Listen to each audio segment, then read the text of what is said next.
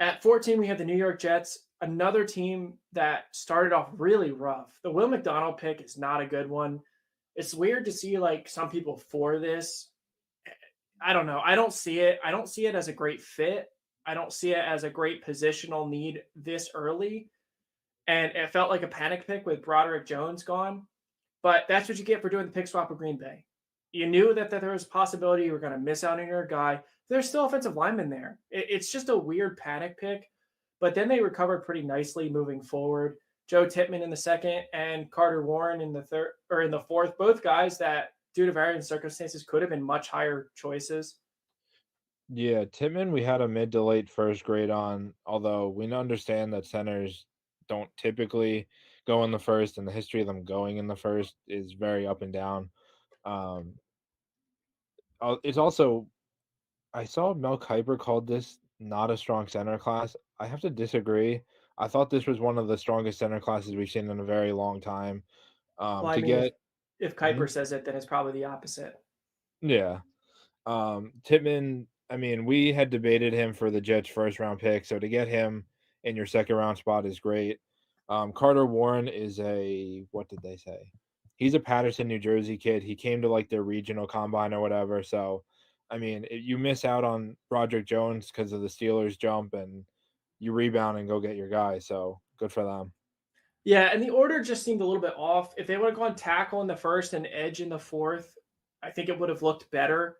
But either way, they rebound from the I don't know. The Will McDonald pick is a real head scratcher. We didn't have a first round grade on him. Even besides that, it's an odd positional selection. But in the fifth, they got one of our favorite running backs, and I cried. I know I mentioned this on our favorite day three picks. Israel Abinaconda, very similar to Jonathan Taylor testing and size wise. He's a big, electric running back, and he should be one of the best backup running backs in the league very quickly. I don't know. If Brees Hall's knee is not recovering like they hope, this is a much better pick. I mean, it's a great pick no matter what because you can't have enough running backs. But from our perspective, we're a little sad because we wanted him to go to a place where he could have a path to clear playing time early. But for the Jets, they take advantage of the running back slide. They got Zaire Barnes in the sixth, someone that we heard good things about, I believe.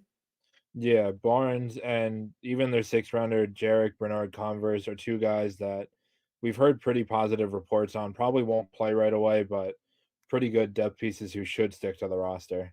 And then round seven, I mean, as we've said before, in the seventh round, you've got to take a shot on someone that presents much more upside than a normal seventh round pick.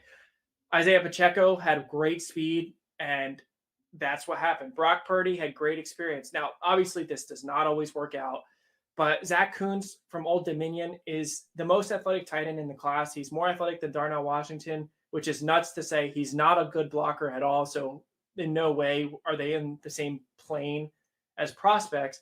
But at a 6'8 tight end who ran what he did, jumped what he did, it's shocking that no one took a gamble on him earlier. He's a very much a developmental prospect.